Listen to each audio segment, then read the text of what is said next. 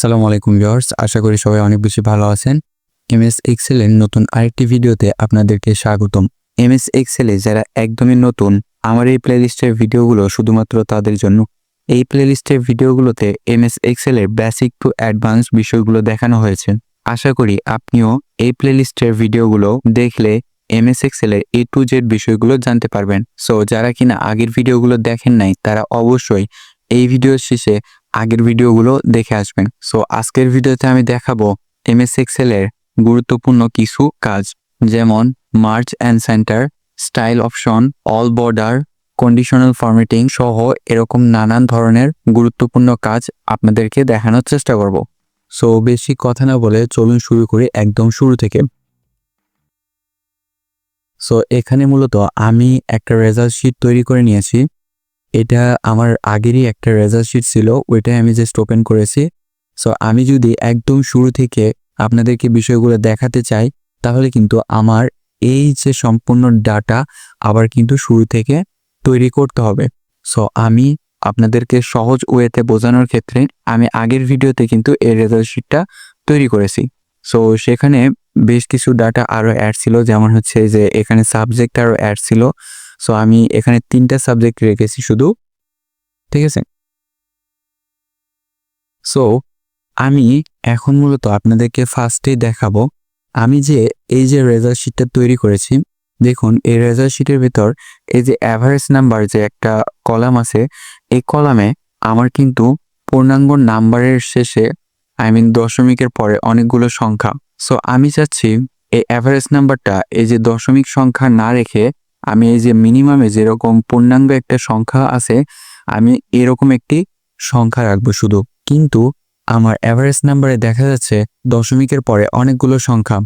So আমি যদি এই দশমিকের পরে অনেকগুলো সংখ্যা না রাখতে চাই, একটি পূর্ণাঙ্গ সংখ্যা তৈরি করতে চাই, তাহলে আমার করতে হবে কি, এই যে হোম মেনুতে যে নাম্বার অপশন আছে, এই নাম্বার অপশনে 2টা অপশন আছে, একটা মূলত ইনক্রিজ ডেসিমেল আর একটা মূলত ডিক্রিজ ডেসিমেল। সো এই দুইটার দুই ধরনের কাজ আছে।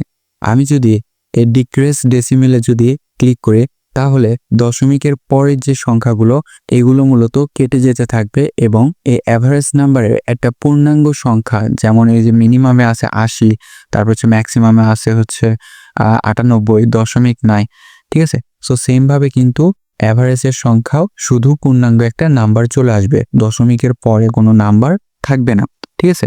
সো এটা করার জন্য এটা কিন্তু আমরা একটা করেও করতে পারি এবং পুরোটা সিলেক্ট করেও করতে পারি। তো আমি যেহেতু অ্যাভারেজের পুরোটাই চাচ্ছি একটা পূর্ণাঙ্গ নাম্বার তৈরি করতে, দশমিকের পরে কোনো নাম্বার রাখতে চাচ্ছি না।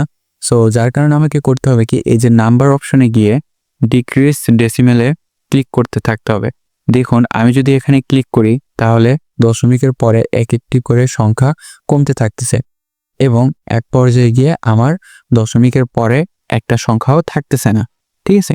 সো এভাবে কিন্তু আমরা মূলত দশমিক সংখ্যাগুলোকে একটা পূর্ণাঙ্গ সংখ্যায় রূপান্তর করতে পারি। আবার যদি আমি দেখাই এই সংখ্যাগুলোকে দশমিক সংখ্যায় রূপান্তর করতে, তাহলে আমার করতে হবে কি, এই যে নাম্বার অপশনে গিয়ে ইনক্রিজ যে ডেসিমেল, এই অপশনে জাস্ট ক্লিক করলে দেখুন আবার দশমিক সংখ্যায় রূপান্তর হয়ে যাচ্ছে। সো এভাবে কিন্তু আমরা দশমিক সংখ্যা থেকে পূর্ণাঙ্গ সংখ্যায় এবং পূর্ণাঙ্গ সংখ্যা থেকে দশমিক সংখ্যায় রূপান্তর করতে পারি, ঠিক আছে। সো এটা ছিল একটা বিষয়। এরপরে আমরা আরেকটি বিষয় দেখব। এখানে দেখুন আমরা মূলত 3টি সাবজেক্ট নিয়েছি। সো আমি চাচ্ছি এই যে ইংলিশের পরে এবং আইসিটির আগে এখানে আমি আরেকটি সাবজেক্ট লিখব, অ্যাড করব। তো যার কারণে আমার করতে হবে কি, এখানে যেরকম একটি কলাম আছে, সো আমার এই আইসিটির সামনে কিন্তু আমার একটা ফাঁকা কলাম লাগবে। তো আমি চাচ্ছি ইংলিশের পরে ম্যাথ সাবজেক্টের জন্য একটা কলাম তৈরি করতে। সো এর জন্য আমাদের করতে হবে কি, আমরা কিন্তু কয়েকভাবে কলাম অ্যাড করতে পারি। একটা হচ্ছে এই যে যেই কলামের সামনে আমরা কলামটা অ্যাড করব, সেটা আমাদেরকে সিলেক্ট করতে হবে ফার্স্টে।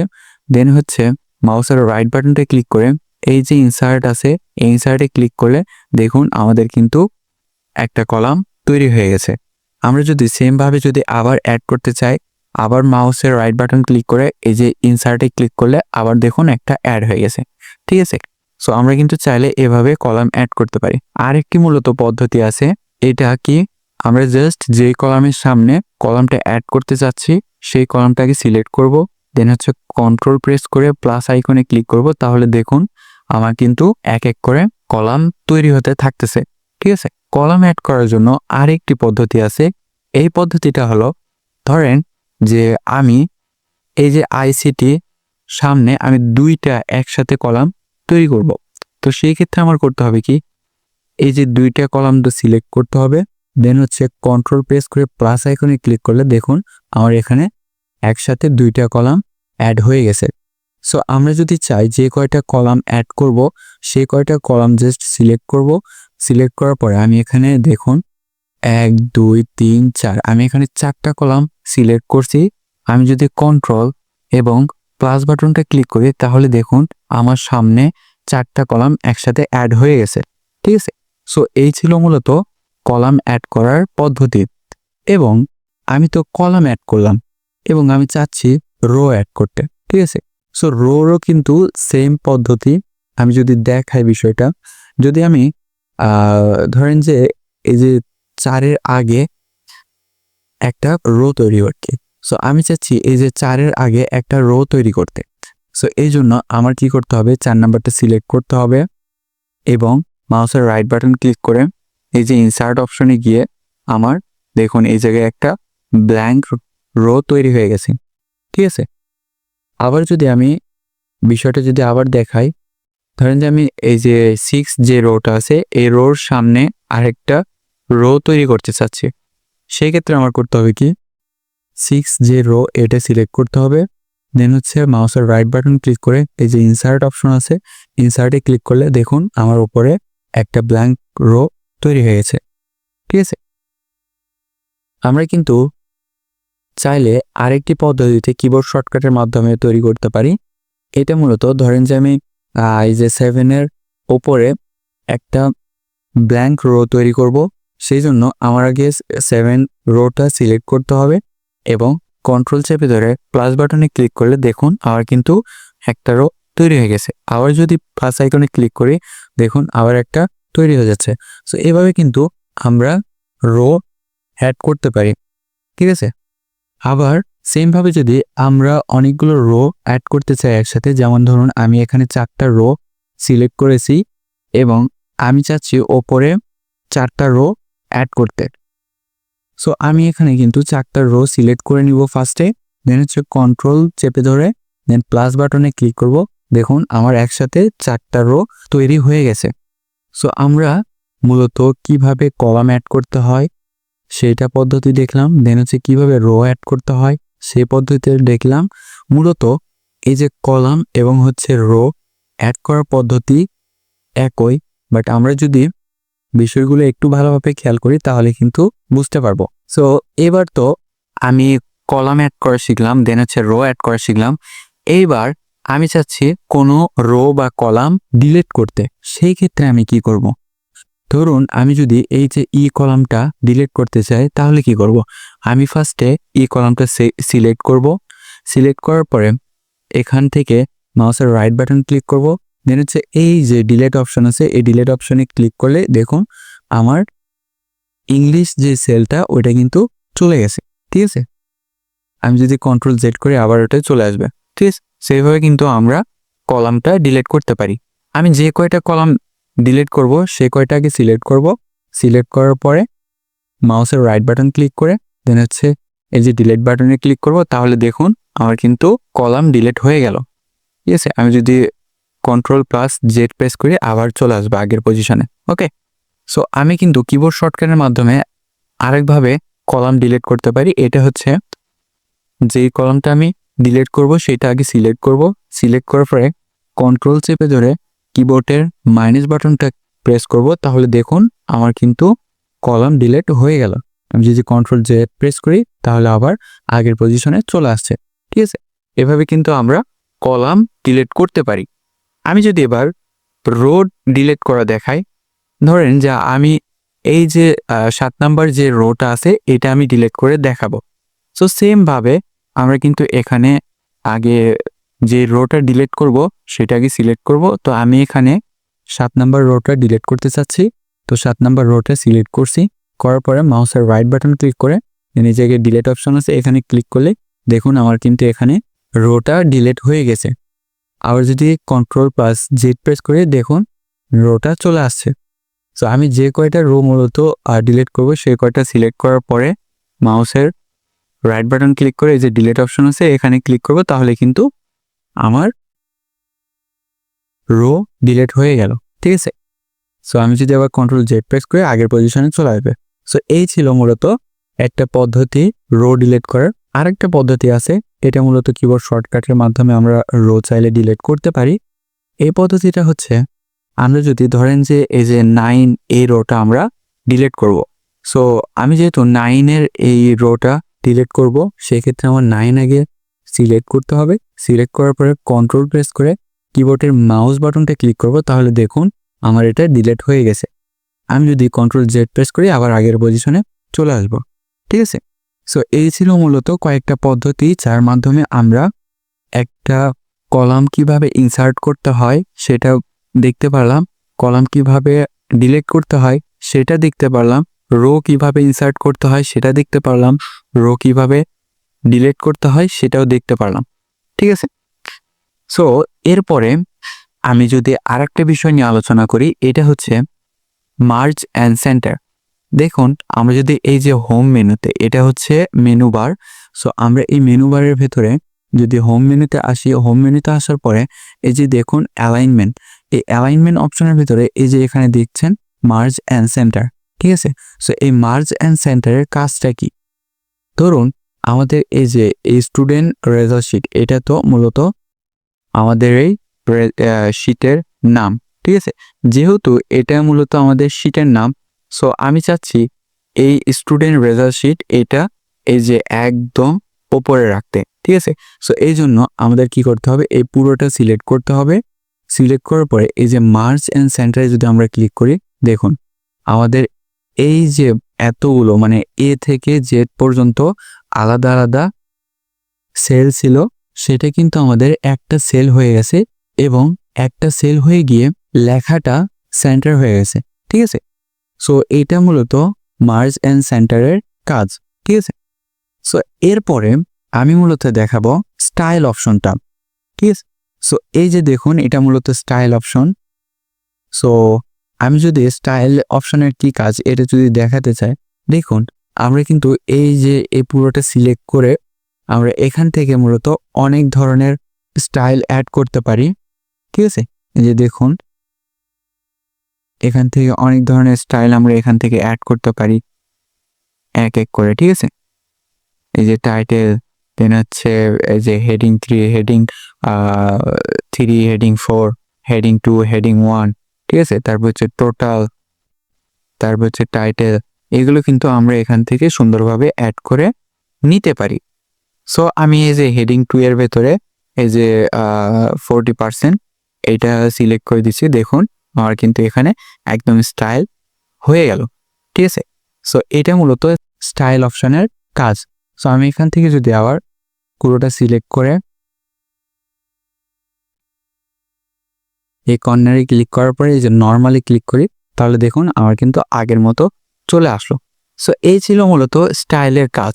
সো এরপরে আমি দেখাবো অল বর্ডার্স, এই অপশনের কাজটা কি। দেখুন আমি কিন্তু এখানে একটা রেজাল্ট শিট তৈরি করেছি। সো আমি যদি এই রেজাল্ট শিটটা প্রিন্ট করতে চাই,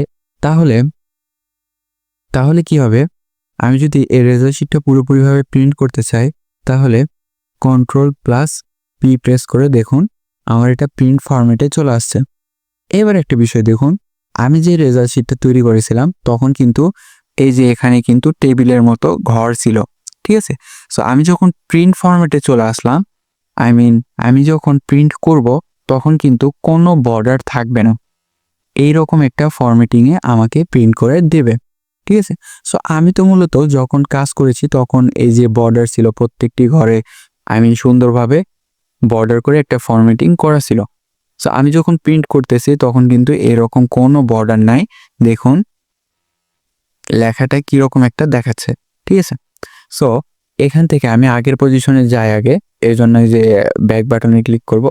ক্লিক করার পরে দেখুন আমি যদি এই পুরোটা সিলেক্ট করার পরে দেন হচ্ছে এই যে ফন্ট যে অপশনটা আছে হোম মেনুর ভেতরে এই যে ফন্ট অপশন, এখানে এই যে বর্ডার এই যে অপশন আছে এখানে অ্যারো বাটনে ক্লিক করব এবং এই যে অল বর্ডার্স যে অপশনটা আছে এই অল বর্ডারে ক্লিক করার পরে দেখুন আমার কিন্তু পুরোটা একটা বর্ডারে চলে আসছে। এইবার আমি যদি এই পুরোটা যদি প্রিন্ট করতে চাই তাহলে দেখুন আমার কিন্তু এখন এই পুরোটা একটা বর্ডারের ফরম্যাটে চলে আসছে। ঠিক আছে, সো এটা ছিল কিন্তু বর্ডারের কাজ। যখন আমরা বর্ডার ছাড়া প্রিন্ট করতাম তখন কিন্তু এই যে বর্ডার ছিল না, তখন লেখাটা কিন্তু কেমন জানি একটা দেখাচ্ছিল, কিন্তু আমি যখন বর্ডারটি ইউজ করছি তখন দেখুন লেখাটা কতটা গর্জিয়াস লাগতেছে। ঠিক আছে, সো এটা ছিল মূলত বর্ডারের কাজ। ওকে, সো এরপরে আমি মূলত কন্ডিশনাল ফরম্যাটিং এর বিষয় নিয়ে আলোচনা করব। সো কন্ডিশনাল ফরম্যাটিং মূলত এই যে দেখুন কন্ডিশনাল ফরম্যাটিং, এই কন্ডিশনাল ফরম্যাটিং এর ভেতরে আছে অনেকগুলো অপশন আছে। ঠিক আছে, সো আমি এখানে যে বিষয়টি নিয়ে আলোচনা করব কন্ডিশনাল ফরম্যাটিং এর ভেতরে, এটা মূলত দেখুন আমার এই যে একটা রেজাল্ট শিট তৈরি করেছি, এই রেজাল্ট শিটের ভেতরে আমি 3টা সাবজেক্ট রেখেছি। ঠিক আছে, বাংলা, ইংলিশ এবং আইসিটি। সো আমি চাচ্ছি বাংলা, ইংলিশ, আইসিটিতে স্টুডেন্টেরা যে নাম্বারটা পেয়েছে এখানে যারা 33-এর নিচে পেয়েছে, 33-এর নিচে পেলে তো মূলত ফেল, তাই না? সো আমি চাচ্ছি যারা মূলত ফেল করেছে, আই মিন 33-এর নিচে পেয়েছে, তাদের নাম্বারগুলো রেড মার্ক করতে। সো এর জন্য আমাকে করতে হবে কি, যেহেতু এই 3টে সাবজেক্ট নিয়ে কাজ করতেছি, সো আমি এই 3টে সাবজেক্টের মার্কগুলো আগে সিলেক্ট করব। সিলেক্ট করার পরে এই যে কন্ডিশনাল ফরম্যাটিং এই অপশনে যাওয়ার পরে এই যে ফার্স্টে যে অপশন আছে এই অপশনে যাওয়ার পরে এই যে দেখুন লেস দেন, এখানে আসার পরে আমার এখানে একটা কন্ডিশন দিয়ে দিতে হবে। আমি এখানে কন্ডিশন দিয়েছি 33-এর নিচে যারা পাবে তাদের লেখাটা লাল কালি দিয়ে লেখা থাকবে। সো আমি এখানে কিন্তু কালারটা চুজ করে দিতে পারি। এই অ্যারো বাটনে ক্লিক করে দেখুন এখন আছে হচ্ছে লাইট রেড ফিল্ড। ঠিক আছে, এখন আমি চাইলে কিন্তু এখান থেকে কিন্তু কালার দিতে পারি এবং চাইলে কাস্টম ফরম্যাটে গিয়ে এখানে ফন্ট আছে, এই ফন্টে গিয়ে এই যে কালার অপশনে গিয়ে এই যে অটোমেটিক লেখা আছে এই অ্যারো বাটনে ক্লিক করে আমি কিন্তু এখান থেকে কালার দিতে পারি। তো আমি চাচ্ছি একদম রেডটা দিতে, রেড দেওয়ার পরে ওকে বাটনে ক্লিক করে এখানে যদি ওকে বাটনে ক্লিক করি দেখুন আমার কিন্তু এখানে যারা মূলত 33-এর নিচে নাম্বার পেয়েছে তাদের নাম্বারটা রেড কালার দিয়ে লেখা হয়েছে। আমি যদি এই ফরম্যাটিংটা আসলেই কাজ করেছে কিনা এটা দেখতে চাই, তাহলে ধরুন এই যে এখানে 88 পাইছে, আমি এখানে 20 দিলাম। ঠিক আছে, দেওয়ার পরে দেখুন যখনই আমি 33-এর নিচে কোনো সংখ্যা দিতেছি তখনই কিন্তু এটা রেড কালার হয়ে যাচ্ছে। ঠিক আছে, সো আমি চাচ্ছি যারা মূলত 80-র উপরে পেয়েছে, আই মিন প্লাস পেয়েছে, তাদের লেখাটা সবুজ হয়ে যাবে। ঠিক আছে, সো এই জন্য আমি মূলত পুরোটাকে সিলেক্ট করব।